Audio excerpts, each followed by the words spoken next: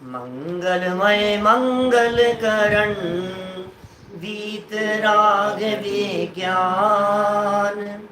नमो ताहि जाते भये अरहंतादि महान। करि मंगल करि हो महा ग्रंथ करण के काज। जाते मिले समाज सब पावे निज पद राज। पावे निज पद राज। मिथ्या भाव अभाव ते जो प्रगटे निज भाव।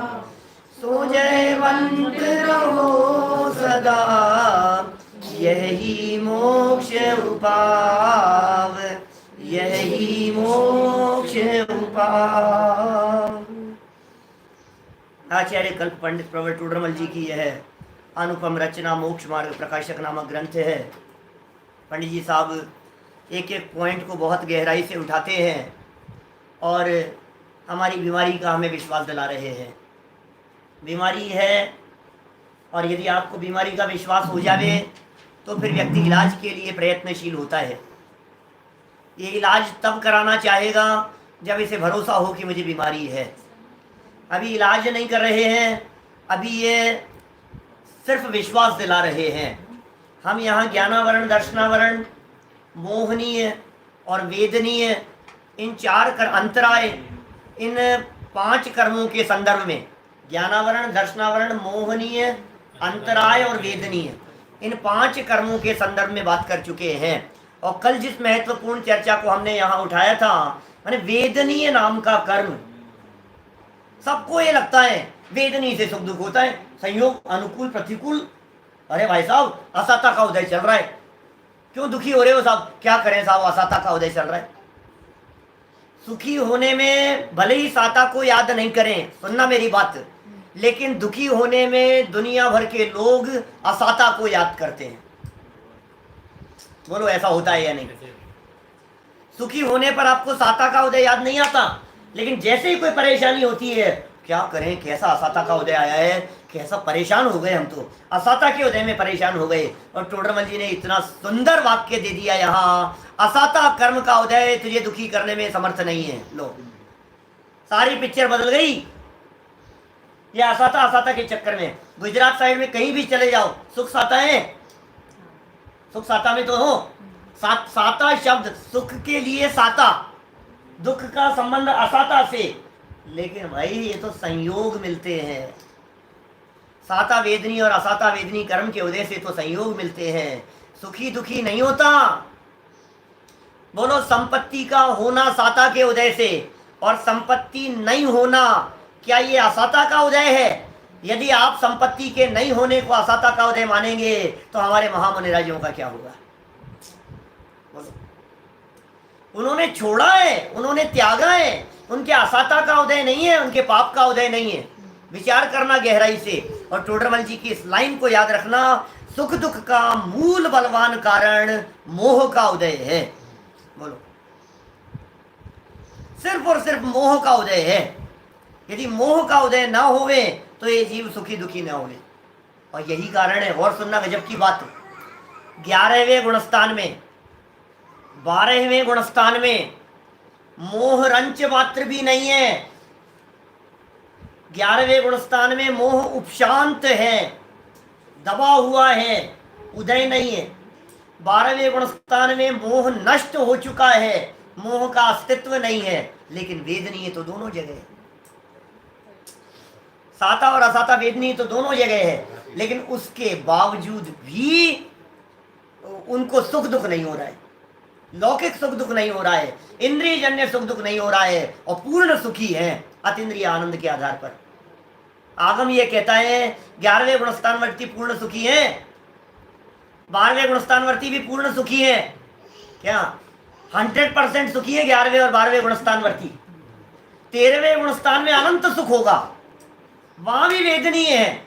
गजब की बात देखो आप, 13वें गुणस्थान में भी वेदनीय है अभी। अभी वस्तु स्थिति ये है कि मोहनीय नहीं है तो वेदनीय कुछ करने में समर्थ नहीं है।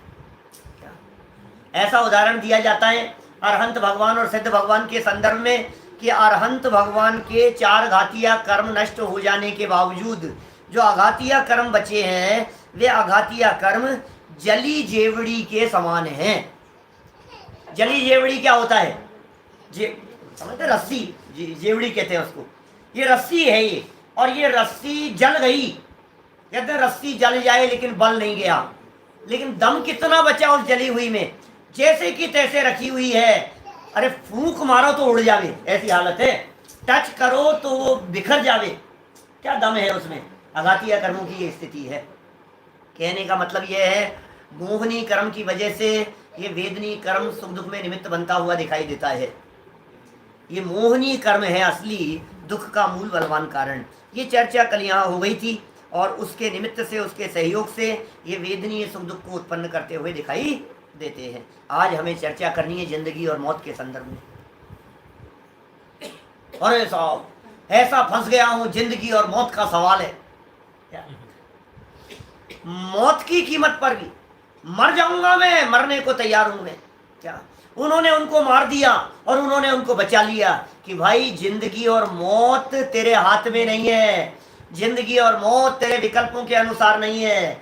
दुनिया ऐसा कहती है जिंदगी और मौत तो ऊपर वाले के हाथ में है, सो नहीं है। कई लोग ऐसा कहते हैं कि जिंदगी और मौत ऊपर वाले के हाथ में नहीं, तुम्हारे सांसों के हाथ में है। तो प्राणायाम करो, साधना करो, लीन हो जाओ, अपनी सांसों को रोको, आप अपनी लाइफ को बढ़ा लेंगे। ऐसी चर्चाएं करते हैं दुनिया में लोग। जितनी सांस है ना वो तो गिनती की है।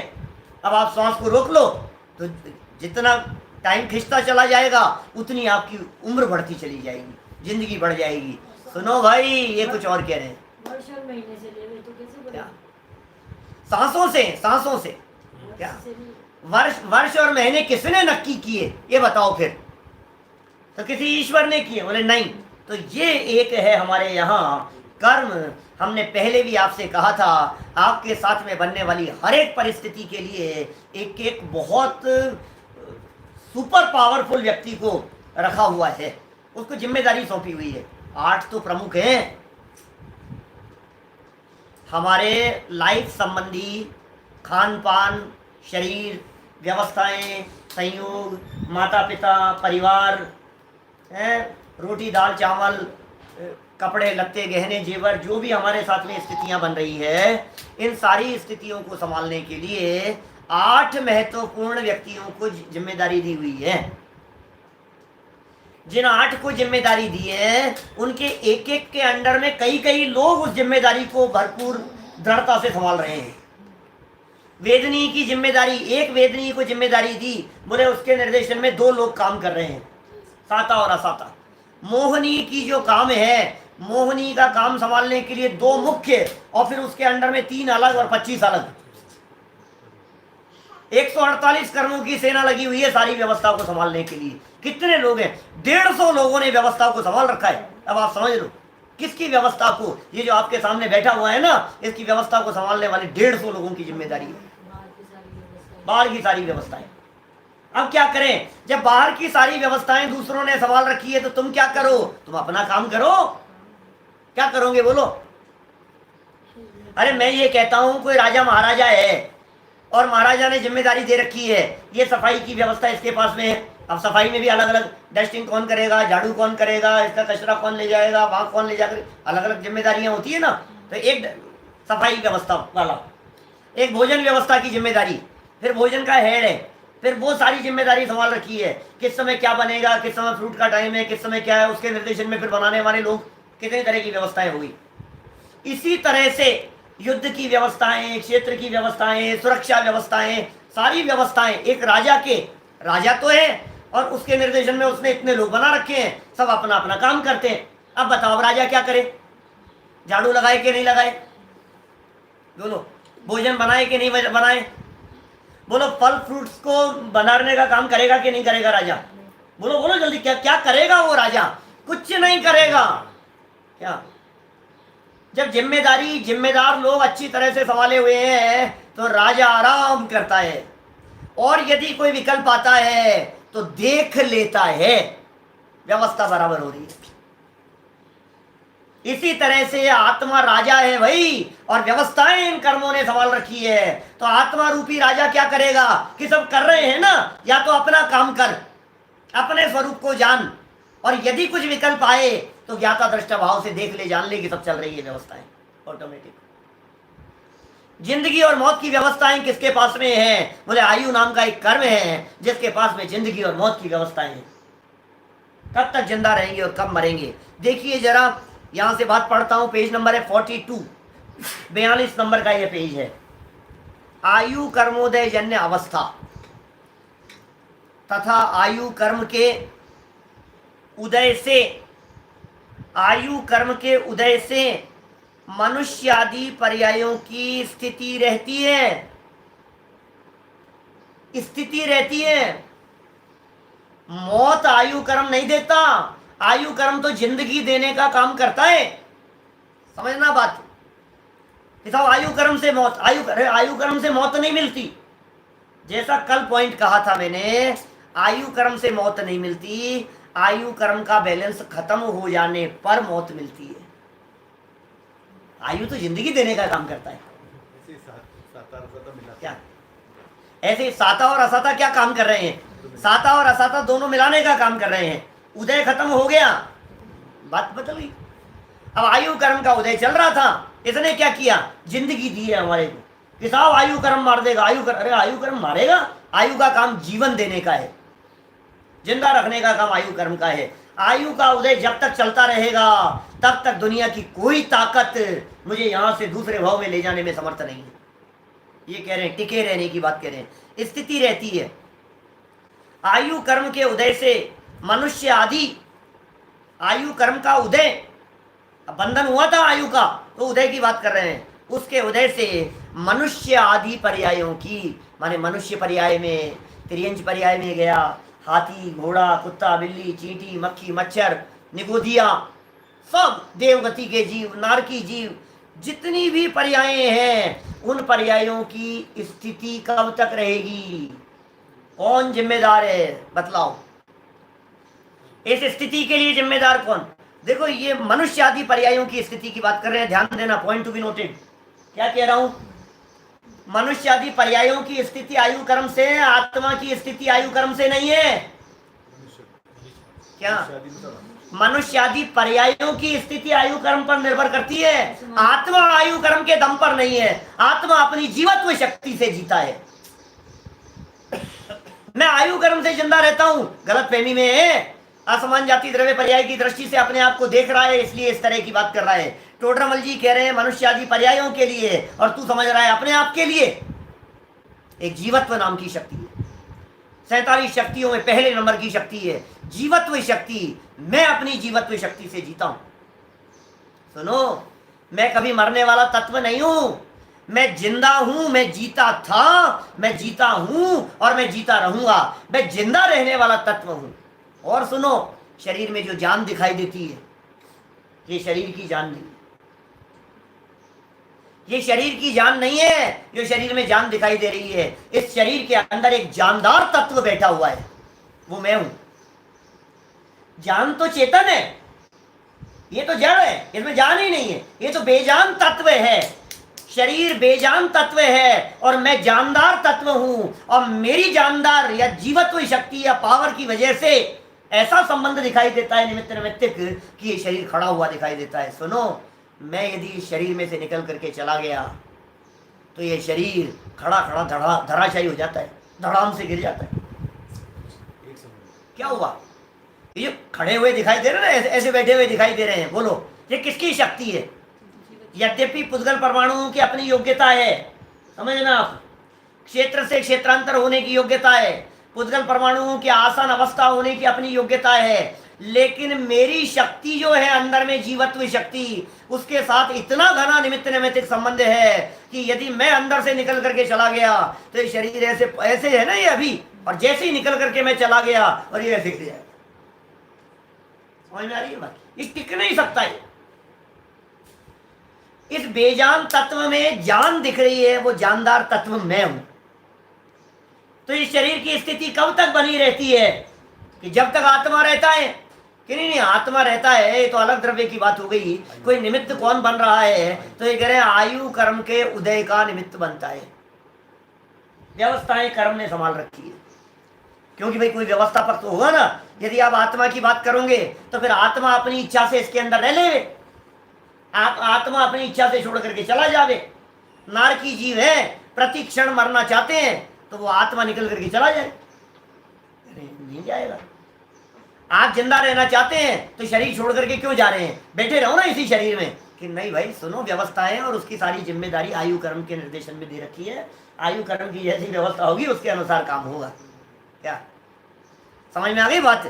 तो मनुष्य आदि पर्यायों की स्थिति रहती है, और जब तक आयु का उदय रहता है, जब तक रहेगा आयु का उदय, तब तक अनेक रोगादिक कारण मिलने पर भी शरीर से संबंध नहीं छूटता। क्या गजब बात कह दी है। कितना ही रोग आ जावे, कितना ही कोरोना आ जावे, कितना ही कैंसर आ जावे, कितना ही किडनी की प्रॉब्लम हो जाए, कितने भी अटैक क्यों नहीं आ जावे, रोग कह रहे हैं यहां आयु कर्म का उदय जब तक बना हुआ है तब तक कितने भी रोगों ने आकर के क्यों नहीं घेर लिया हो। अनेक रोगादिक कारण मिलने पर भी शरीर से संबंध नहीं छूटता। और ये सब कैसी देखो, ऐसी ऐसी बीमारियां हो जाती है, असाध्य बीमारियां। आपने देखा होगा 20-20 साल से बिस्तरों में पड़े हुए हैं। क्या दिल्ली वाले इंद्र सेन जी जैसे लोगों की बात करो आप, कितने 15 साल 20 साल 25 साल तक ऐसे ऐसे कोमा में पड़े रहते हैं। बोलो मर नहीं रहे, जीवन पूरा नहीं हो रहा है, ये क्या है चक्कर? आपके दादाजी जैसे जोधपुर वाले, माने आप कल्पना करो, आप कितने सालों तक आंखों से दिखाई नहीं देता था, कानों से सुनाई नहीं देता था। इनके दादाजी की बात कर रहा हूं। और लकवा था, पैरालिसिस था, और कितने साल तक रहे? 20 साल तक करीब। आंखों से दिखाई नहीं दे रहा है, कानों से सुनाई नहीं दे रहा है, और 20 साल तक पैरालिसिस की स्थिति है, और वो सब तो भी 100 साल जी गए। 20 साल तक रही है स्थिति। ये कह रहे हैं यहाँ पर भाई साहब, बीमारी क्या करेगी? बीमारी बहुत हो तो भी जीवन पूरा न होवे, और बीमारी कुछ भी ना हो, उल्टा करो इस स्थिति को, बीमारी कुछ भी ना हो और ये जीवन पूरा। लो ये क्या हुआ?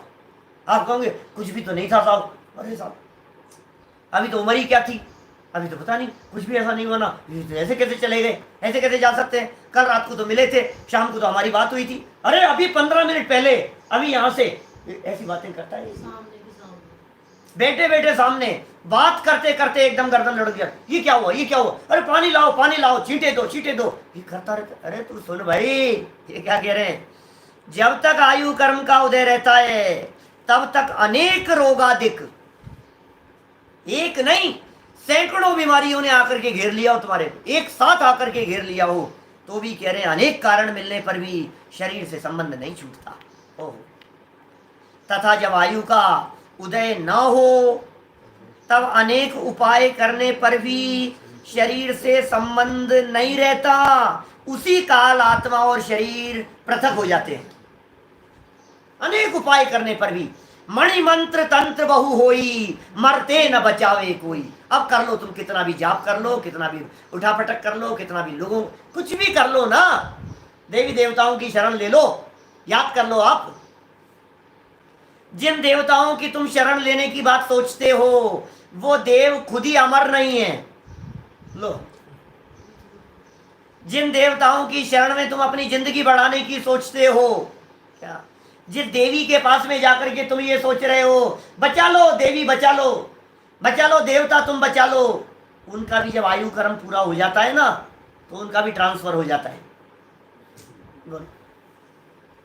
वो भी मध्य लोक में आ जाते हैं, एक इंद्रिय आदि पर्यायों में चले जाते हैं, मनुष्य हो जाते हैं, त्रियंज हो जाते हैं। बोलो क्या स्थिति है, आप क्या सोच रहे हो? वो बचा लेंगे आपको? बहुत बड़ा भ्रम है भाई साहब आपका। जिनको आप बचाने के लिए कह रहे हो वो खुद अशरण है, वो क्या बचाएंगे आपको?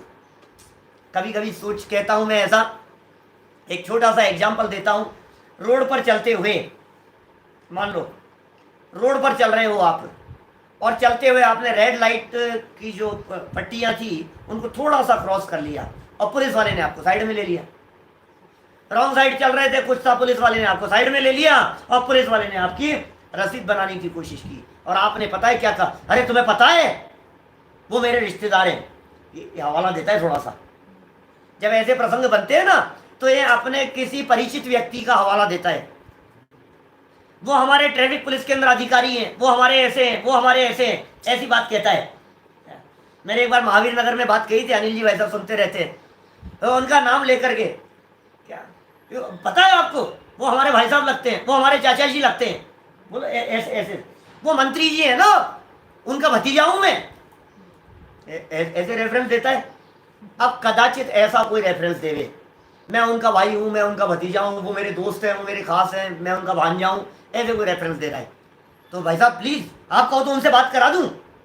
तो पुलिस वाला कहता है, वो जो रसीद बनी हुई है ना उसके पीछे 2 पेज पीछे खोलता है और कहता है ये देख तो जिसका नाम ले रहा है ना उसकी भी बनी है तो जिसका नाम लेकर के छूटना चाह रहा है ना उसकी रसीद बनी है, देख 500 रुपए की। क्या बोलो, अरे यार बनाओ भाई मेरी भी क्या कर, पॉइंट समझ में आ रही है, बात समझ में आ रही है क्या कह रहा हूं मैं। अब हम ये कह रहे हैं तो जिनके नाम की जाप करके ये सोच रहा है कि वो मुझे बचा लेंगे, ये कह रहे हैं आयु कर्म ने उनको भी नहीं छोड़ा, क्या उनका भी जीवन पूरा हो गया। अब बताओ कौन होगा, मणि मंत्र तंत्र बहु होई, मरते न बचावे कोई। क्या सुर असुर खगादिप जेते, ऐसी बात कह दी आचरण भावना में। सुर असुर चारों प्रकार के देव आ गए, सब देवी देवता शामिल हो गए उसमें, कौन बचाए भाई साहब। ये बात गणित समझ में नहीं आ रही है इस व्यक्ति को। ये कह रहा है नहीं नहीं साहब आप इसका जाप करो कुछ तो भला होगा। देखो आप, मैं कह रहा हूं आपकी जिंदगी नहीं बच जाए तो कहना, असली कारण तेरा आयु कर्म है। जिनवाणी कह रही है, आगम कह रहा है, तुझे भरोसा नहीं है इन वाक्यों के ऊपर। कुंद कुंदाचार्य कह रहे हैं, बंद अधिकार की गाथाएं उठा करके देखो जरा, हर गाथा के अंदर बात कह रहे हैं निज आयु क्षय से मरण हो, कौन बचाए तुझे, सब आयु से जीवित रहे, यह बात जिनवर ने कही। जीवित रखोगे किस तरह जब आयु दे सकते नहीं। डॉक्टर क्या करेगा, 100 सिर का हो जाए तो कुछ नहीं कर सकता है। ऑक्सीजन लगाओ, ऑक्सीजन लगाओ, ऑक्सीजन क्या करेगी। आयु कर्म का ऑक्सीजन खत्म हो गया तो बाहर की ऑक्सीजन काम नहीं आती है क्या? और आयु कर्म के ऑक्सीजन का बैलेंस बचा हुआ है तो बाहर में तुम्हारे ऑक्सीजन की जरूरत नहीं पड़ती है। बोलो सच्चाई है ये वस्तु स्थिति है ये। कितनी निश्चिंतता आती है, मारने वाले तुम्हारे सामने आकर के खड़े हो जाए और बंदूक ऐसे तान करके खड़े हो, तुम्हें भरोसा होना चाहिए जिंदगी एक पल कभी कोई बढ़ा नहीं पाएगा, रस रसायन सुत सुबट कोई बचा नहीं पाएगा। सत्यार्थ है बस बात यह है, कुछ भी कहो व्यवहार में। व्यवहार की बात है भाई साहब। रोड क्रॉस कर रहे थे, हाथ पकड़ करके इन्होंने खींच लिया, बच गए भाई साहब। गाड़ी इतनी तेजी से निकली, हाथ पकड़ के खींच लिया, बच गए हम तो। किसने बचा लिया, इन्हीं की मेहरबानी है। डॉक्टर ये कहता है अरे भाई साहब आप सही समय पर ले आए, बचा लिया हमने। व्यवहार में कुछ भी कहो ना, डॉक्टर ने बचा लिया कि पुलिस वाले ने बचा लिया कि वकील ने बचा लिया कि किसने बचा लिया, इनकी दवाइयां काम आ गई कि तुम्हारे प्राणायाम काम आ गया। व्यवहार में कुछ भी कहो, सच्चाई क्या है, आयु कर्म, आयु कर्म। ये वस्तु स्थिति, ये है सच्चाई। ये टोडरमल जी साहब कह रहे हैं अरे इन सिद्धांतों को एक बार पढ़ ले वे, कितनी निश्चिंतता आती है। तू किस बात की चिंता कर रहा है, मौत आनी हो तो अभी आ जावे, और यदि नहीं आनी हो तो लाखों वर्षों तक जीवित रहूं, क्या फर्क पड़ता है। मेरी भावना तो कहता है तू, और लेकिन उस भावना के बारे में विचार नहीं करता है। बोल लाखों वर्षों तक जीऊं या मृत्यु आज ही आ जावे। बोल तो रहा है तू, किसकी भावना है भाई नयन भाई, किसकी भावना है, तुम्हारी है, मेरी भावना है। सच में ये भावना मेरी भावना बन जावे, समझ में आ रही है बात। ये भावना दीपेश जी मेरी भावना बन जावे क्या, कि लाखों वर्षों तक मैं जिंदा रहूं कोई फर्क नहीं पड़ता है, और आयु पूरी हो जाए तो कोई फर्क नहीं पड़ता है, क्योंकि मेरी जिंदगी और मेरी मौत मेरी जीवत्व शक्ति से है, और जीवत्व शक्ति सदा काल है, इसलिए मैं कभी मरता नहीं, मैं कभी मरता नहीं हूं भाई साहब। ये विश्वास दिला रहे हैं यहाँ, पर यह बदल जाएगी। उदाहरण तो देखो टोडरमल जी साहब के, एक एक बात कितनी गंभीर कह रहे हैं, क्या गजब की बातें कह रहे हैं भाई साहब, निश्चिंत कर रहे हैं। क्या होगा?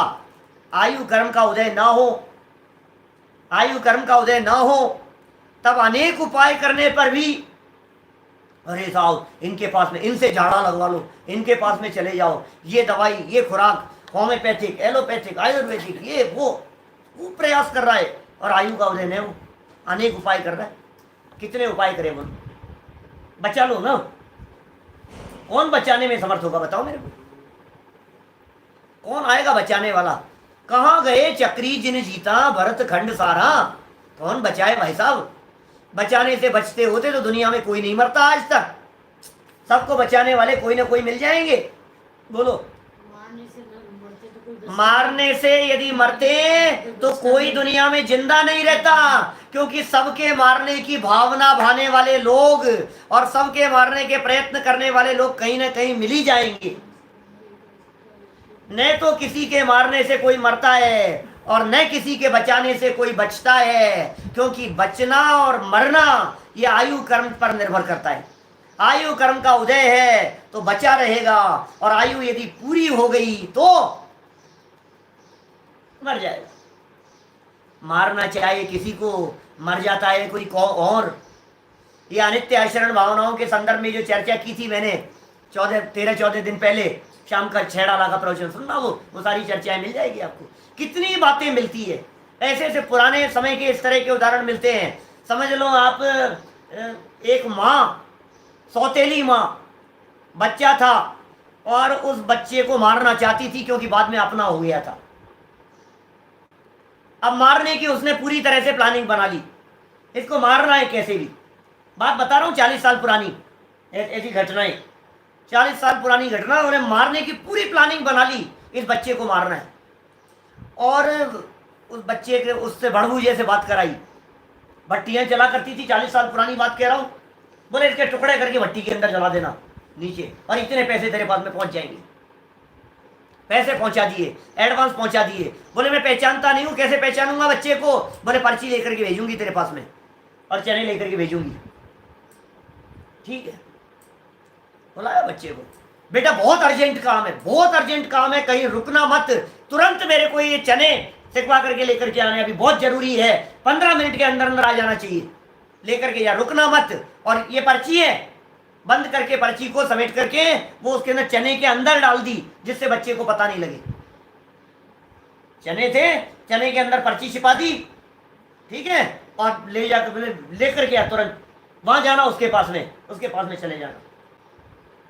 लेकिन भाई साहब नियति को क्या मंजूर था, वो लेकर के वहां से निकला, रुकना मत रास्ते में कहीं, कि नहीं रुकेंगे, बिल्कुल नहीं रुकूंगा, फटाफट करवा करके लेकर के आता हूं। बाहर निकल करके जैसे ही जा रहा था, छोटा भाई वो कंचे खेल रहा था, मार्बल्स कंचे खेल रहा था, वो हार रहा था। उसने भैया को कहा भैया मेरी जगह आप खेल लो। बोले नहीं, माँ ने जरूरी काम बतलाया है कि भैया मैं करता हूं दौड़ करके, आप खेलो। क्या हुआ? घटना पासा बदल गया भाई साहब। आप क्या बात कर रहे हैं? घटना बतला रहा हूं आपको, 40 साल पुरानी घटना कह रहा हूं।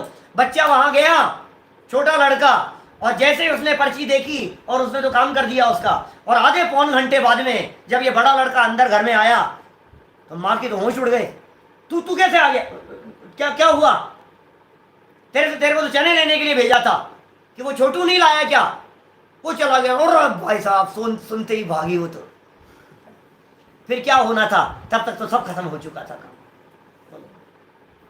जिसकी आयु पूरी होनी है ना, क्या, और जिसकी बचनी है, ऐसी घटनाएं घटती है। ट्रेन एक्सीडेंट में, बस एक्सीडेंट में, हमारे ताऊ जी के मित्र थे, उनके जीवन की सच्ची घटनाएं, अशोक जी वैद्य नाम था उनका, वो बतलाया उन्होंने कि बस में सफ़र कर रहा था मैं, क्या, और बस में सफ़र करते करते विंडो वाली सीट पर बैठा हुआ था। मेरे बगल वाले जो सज्जन थे उन्होंने मेरे से कहा कि थोड़ी वोमिटिंग की प्रॉब्लम है, मैं उधर आ जाऊं, आप इधर आ जाएंगे क्या? तो वो बीच में आ गए और इधर जो व्यक्ति थे जिनको वोमिटिंग की प्रॉब्लम थी वो विंडो वाली सीट पर चले गए। और वो घटना बतलाते हैं, उस बस का एक्सीडेंट हुआ और विंडो साइड वाले जितने लोग थे सब मर गए। बोलो, बस टकराए सामने से आती हुई इधर से, तो वो उन लोगों की डेथ हो गई। 5-7 लोग विंडो साइड पर जो थे, अब बगल वाला वो मर गया, वो वोमिटिंग वाला, और ये बच गए। इनका आयु कर्म बचा हुआ था। कौन बचाए, कौन मारे भाई साहब? कितने उदाहरण मिलेंगे आपको, कितने उदाहरण मिलेंगे। ये कह रहे हैं भाई साहब अनेक उपाय करने पर भी तू बचा नहीं पाएगा। ये है सच्ची बात। तो इस सच्ची बात को स्वीकार कर। सत्यार्थ है बस बात यह है, कुछ भी कहो व्यवहार में, तुम्हारे व्यवहार से हमारे को क्या लेना देना है। सच्ची बात तो यह है, इसे स्वीकार करो। ये वस्तु स्थिति है।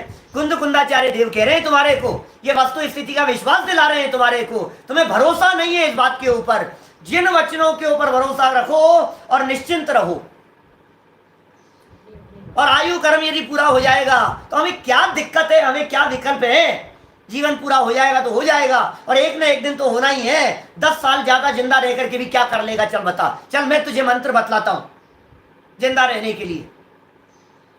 बच जाएगा, चल चल, मैं कह रहा हूं ना, मैं तुझे विश्वास दिला रहा हूं, 10 साल और जिंदा रह जाएगा। 70 साल की तेरी उम्र है, 10 साल और जिंदा रह जाएगा, बचा लिया तेरे को। बोल क्या करेगा? तूने अपनी जिंदगी के 70 साल जिस तरह से गंवा दिए हैं ना, 10 और ऐसे चुटकियों में चले जाएंगे। क्या कर लेगा? बच जाएगा तो उठ करके ताश पत्ती खेलेगा? क्या करेगा बता? टीवी के सामने बैठा रहेगा बुद्ध बन करके, बाबा जी बन करके, और टीवी के चैनल घुमाता रहेगा? क्या करेगा तू ये बता? जब तूने अपने 70 साल की जिंदगी में कुछ नहीं किया, तूने अपनी 50 साल की जिंदगी में कुछ नहीं किया, 10 साल और जिंदा रह करके क्या कर लेगा? बोल। हाँ, यदि तुझे आत्म कल्याण करना हो, लेकिन मुझे मालूम है अब तक नहीं किया, अब क्या कर लेगा? नहीं करेगा। और जिन्हें करना था उन्हें ये विकल्प आता नहीं है। हमें जो काम करना था सो कर लिया। लाखों वर्षों तक जीऊं या मृत्यु आज ही आ जाए, आज मौत आती हो तो आ जाए, अभी आ जाए, हमें क्या फर्क पड़ता है? हम इतने निश्चिंत हैं। दादा की सहजता देखो आप, जो सहजता वगैरह जो उनकी अभी रचनाएं हैं, कितनी सहजता है, कितनी निश्चिंतता है। मैंने बतलाया था जयपुर मेरे पापा से बात हुई, कोई क्या फर्क पड़ गया बेटा। और हमारे भी यही विकल्प है, आज यदि मैं मरता हूं, अभी मर जाऊं तो मर जाऊं, क्या फर्क पड़ता है। हमने अपना करने योग्य काम कर लिया, हमें कोई चिंता नहीं, हमें कोई विकल्प नहीं है। न जिंदा रहने का है विकल्प, न मर जाने का विकल्प है। जीने की हो नई इच्छा, मरने की हो न वांछा, परिवार मित्र जन से मैं मोह को छुड़ाऊं। जीने की हो न वांछा, मरने की हो न इच्छा, न जीने की इच्छा है न मरने की वांछा। इसका नाम समाधि मरण का है हमारे जनागम में, इसे समाधि मरण कहते हैं। मैं मर नहीं जाऊं, मैं मर नहीं जाऊं। अरे तू तो मरा ही है, जीते जी मरा हुआ है। मरने के विकल्प तेरे दिलो दिमाग में चल रहे हैं, तू तो मरा हुआ ही है। ये आयु कर्म ने व्यवस्थाएं संभाल रखी है। शरीर और आत्मा पृथक हो जाते हैं। कब पृथक हो जाते हैं? जीने के लिए तो खूब जिया, मरने के लिए जी। हाँ, देखो क्या कह रहे हैं। आयु कर्म का उदय न हो तब अनेक उपाय करने पर भी शरीर से संबंध नहीं रहता। उसी काल आत्मा और शरीर पृथक हो जाते हैं। उसी काल आत्मा और शरीर अलग अलग हो जाते हैं। सुनो, इस संसार में जन्म, जीवन, मरण का कारण आयु कर्म ही है। किताब आप तो कह रहे थे कि आयु कर्म मारता नहीं है, ये कह रहे हैं मरण का कारण आयु कर्म है। कि हाँ, आयु कर्म का अभाव। देखो, जन्म का कारण आयु कर्म है, आयु कर्म जैसा होगा वैसा जन्म होता है। जीवन का कारण आयु कर्म है, जिंदगी चल रही है आयु कर्म का निमित्त है। और मरण का कारण आयु कर्म का बैलेंस खत्म हो जाना है, ये आयु कर्म है। जब नवीन आयु का उदय होता है तब नवीन पर्याय में जन्म होता है। पुरानी पूरी हो गई, ये आयु पूरी हो गई हमारी, और ये आयु पूरी होते ही क्या होगा? एक बात और सुन लेना गंभीर, आयु कर्म के बिना संसार दशा में एक पल भी नहीं रहता है। एक समय के लिए भी ये जीव आयु कर्म के बिना नहीं रहता है। संसार अवस्था में रहेगी आयु। एक पूरी हो गई, अगले ही समय नई शुरू हो जाएगी, गैप के बिना। ये यहां तक पहली चल रही थी और यह तुरंत दूसरी, कोई फर्क नहीं है। ये कह रहे हैं यहां पर, जब नवीन आयु का उदय होता है तब नवीन पर्याय में जन्म होता है, तिरंज बन जाएगा, देव बन जाएगा, नवीन पर्याय में जन्म हो जाएगा। तथा जब तक आयु का उदय रहे तब तक उस पर्याय रूप प्राणों के धारण से जीना होता है। जन्म हो गया, नई पर्याय मिल गई नई आयु से, और जब तक उदय रहेगा तब तक उस पर्याय रूप प्राणों के धारण से जीवन जीना होता है। 10 प्राण कहे हमारे यहाँ, यथा योग्य लगा लेना जिस जीव के जितने प्राण होते हैं। ए इंद्रिय चतुपाणा, एक इंद्रिय के 4 प्राण हैं, फिर 6, 7, 8, 9, 10 जितने जितने प्राण कहे हैं भूमि का अनुसार सबके, उतने प्राणों से जीता है। तथा आयु का क्षय हो तब उस पर्याय रूप प्राण छूटने से मरण होता है। सहज ही ऐसा आयु कर्म का निमित्त है। अब अंडरलाइन करने योग्य जैसा वाक्य, दूसरा कोई उत्पन्न करने वाला, क्षय करने वाला या रक्षा करने वाला है नहीं, ऐसा निश्चय जानना। ये बचा लेंगे, ये मार देंगे, न कोई दूसरा मारने वाला है, न कोई दूसरा बचाने वाला है, न कोई दूसरा जिंदा रखने वाला है। मतलब झटके में खत्म कर दिया टोटल जी। ऐसा निश्चय जानना, ये निश्चय करना अपने दिलो दिमाग में। तो फिर साहब बीमार हो जाएं तो डॉक्टर के दिखाएं कि नहीं दिखाएं, ये बताओ, बोलो। प्रश्न आते हैं इस तरह के भी प्रश्न होते हैं कि साहब फिर क्या करें हम, फिर डॉक्टर को दिखाएं या नहीं दिखाएं, तबीयत बहुत ज्यादा खराब हो रही है, डॉक्टर कह रहा है ऑपरेशन कराना पड़ेगा, ऑपरेशन नहीं होगा तो प्राण निकल जाएंगे, बोलो। अटैक आ गया है, स्टंट लगने की जरूरत है, तुरंत ओपन हार्ट करने की जरूरत है, आप स्वीकृति दो, बोलो। तो कराएं कि नहीं कराएं? आयु कर्म से जिंदा रहेगा ना। बाहर में निमित्त बनते हैं इस तरह के, क्या फर्क पड़ता है, उपचार कराना हो तो कराओ, तो भी यह निश्चय करना आयु होगी तो ही बचेगा। कितने भी ऑपरेशन करा लो, बन जाते हैं, ऐसे सहयोगी निमित्त बन जाते हैं। आयु कर्म का बैलेंस होगा तो योग्य डॉक्टर भी मिलेगा, आयु कर्म का बैलेंस होगा तो योग्य दवाई भी लगेगी, आयु कर्म का बैलेंस होगा तो दुर्घटना के काल में सही समय पर पहुंचाने वाले लोग भी मिलेंगे, लेकिन बैलेंस आयु कर्म का चाहिए। कोरोना से कई बढ़ रहे हैं जी ने, बोलो, जाकर के भी वापस आ जाता है, क्या फर्क पड़ गया है उससे? ये देखो, ऐसा निश्चय जानना। चलिए, समय सीमित है हमारे पास में, एक पैराग्राफ और है, उदाहरण सहित बात कर रहे हैं, तुम्हारी घबराहट को कम कर रहे हैं। क्या तुम्हारी घबराहट को कम कर रहे हैं? क्या कह रहे हैं यहाँ सुनो, 43 नंबर का पेज, 43 नंबर पेज।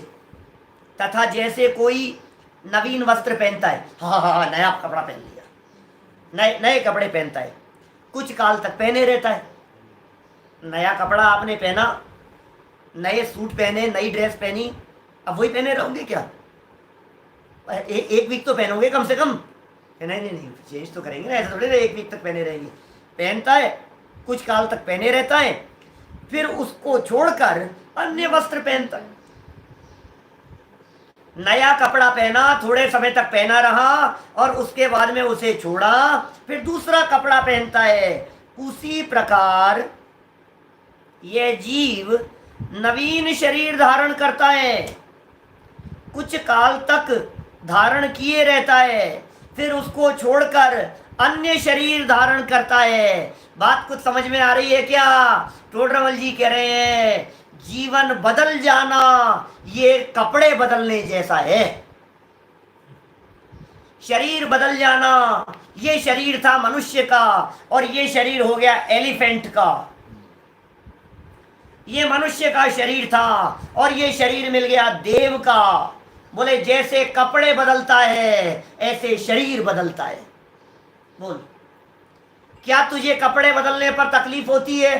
कपड़े बदलने में काहे को तकलीफ होगी? और नए मिल रहे हैं तो क्या तू तकलीफ का अनुभव करता है कि नहीं साहब, नए मिलने पर क्यों तकलीफ का अनुभव करूंगा मैं, और अच्छे मिल गए हैं। तो फिर सुने, तेरा ये सड़ा गला शरीर छूट रहा है, तुझे क्या प्रॉब्लम है? तेरा ये रोगी और बीमार शरीर ये छूट रहा है और नया मिलने की गारंटी दे रहे हैं तुझे। एक बात समझ लेना, जब तक नया आयु कर्म बंधता नहीं है तब तक पुराना छूटता नहीं है। यह आयु कर्म संबंधी नियम है। अबाधा काल उतना ही होता है आयु कर्म का। हमारे इस मनुष्य जीवन में दो आयु कर्म एक साथ साथ साथ में चल सकते हैं।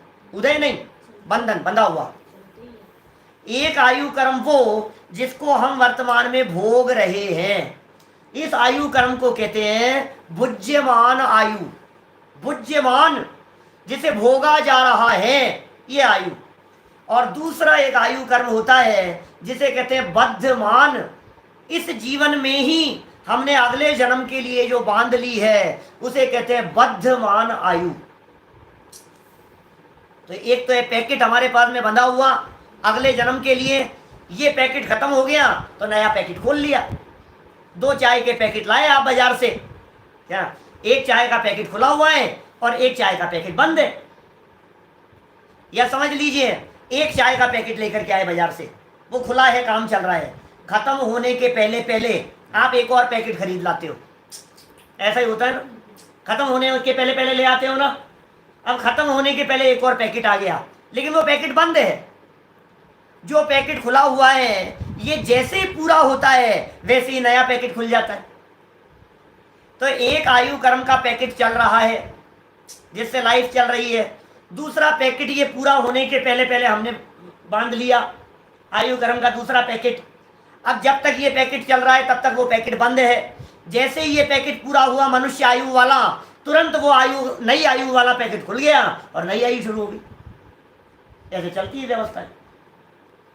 फिर एक्सीडेंटल डेथ का क्या होगा, अकाल मृत्यु का क्या होगा? आयु कर्म से ही जिंदा रहता है तो कि सुन भाई आयु से ही जिंदा रहता है, वो आयु खत्म हो गई एक्सीडेंट के काल में, जहर खा लिया तो आयु खत्म हो गई, उसके विरुद्ध निमित्त बनते हैं। तो अकाल मृत्यु के संदर्भ में आपको विशेष जानना हो तो मेरा विशेष प्रवचन है अकाल मृत्यु के नाम से ही, सिंगल प्रवचन है अकाल मृत्यु है। आप उस पूरे प्रवचन को, पौन घंटे के प्रवचन को सुनो आप, तो आपको पता लगेगा 1 घंटे का प्रवचन है अकाल मृत्यु क्या होती है, कैसे होती है, उसमें क्या क्या कंडीशंस बनती है और आयु कर्म का उसमें क्या रोल रहता है।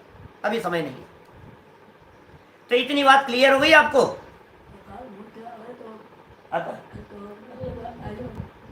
अकाल मृत्यु आती है तो भी आयु कर्म पूरा होता है। माने ऐसा नहीं हो सकता कि थोड़ी बहुत तो आयु बच गई थी और मौत हो गई और फिर वो बची हुई आयु का क्या करेगा कि वो लेकर के जाता रहेगा। अचानक मर गया वो व्यक्ति और उसने आयु बांधी नहीं थी तो 6 महीने तक उसकी आत्मा भटकती रहेगी। कल्पना करते हैं लोग खामखा की, खोटी कल्पनाएं हैं। ये ज्ञायक भगवान आत्मा अपनी जीवत्व शक्ति से जीता है और वर्तमान असमान जातीय पर्याय में जो जीवन दिखाई दे रहा है वो आयु कर्म के उदय के निमित्त से दिखाई देता है। देखो जरा क्या कह रहे हैं, 3 लाइन और पूरी करके अपन विषय को पूरा करते हैं, 3 मिनट बचे हैं। तीसरी लाइन, 43 पेज की तीसरी लाइन, अंतिम शब्द। इसलिए शरीर संबंध की अपेक्षा जन्माधिक है। जन्म तो शरीर संबंध की अपेक्षा है, जीवन शरीर का संबंध बने रहने की अपेक्षा है, मरण शरीर का संबंध छूट जाने की अपेक्षा है। समझ में आ रही है बात? जीव जन्मादि रहित नित्य ही है। ओहो, मैं शरीर नहीं हूं, मैं तो जीव हूं, मैं तो नित्य हूं, मैं तो अनादि अनंत हूं, मेरा मरण नहीं होता, मैं मरता नहीं हूं। आयु कर्म मुझे टिकाए, शरीर के संबंध को टिकाए रखने का काम करता है। मैं अपनी शक्ति से जीता हूं, अनंत शक्ति संपन्न, मैं तो नित्य ही हूं, जीव जन्मादि से रहित। अरे कौन जन्मे और कौन मरे? जन्म मरण से रहित अजन्मा हूं मैं तो, जिसका जन्म नहीं होता। नवी उपजई नवी मरही, बंधु न मोक्ष करे ही, न उत्पन्न होता है, न मरता है, न बंध होता है, न मोक्ष होता है, ऐसा तत्व हूं मैं तो।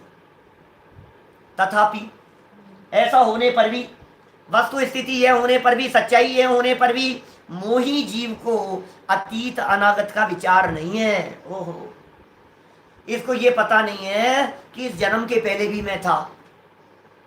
इस जीव को ये पता नहीं है कि जन्म के बाद में भी मैं रहूंगा। अतीत माने पास्ट, अनागत माने फ्यूचर, इसको विचार नहीं है। ये कह रहे पता भी नहीं है और विचार भी नहीं है। तू विचार कर भाई, ये प्रथमानुयोग क्यों पढ़ता है, ये प्रथमानुयोग की कहानियां क्यों पढ़ता है?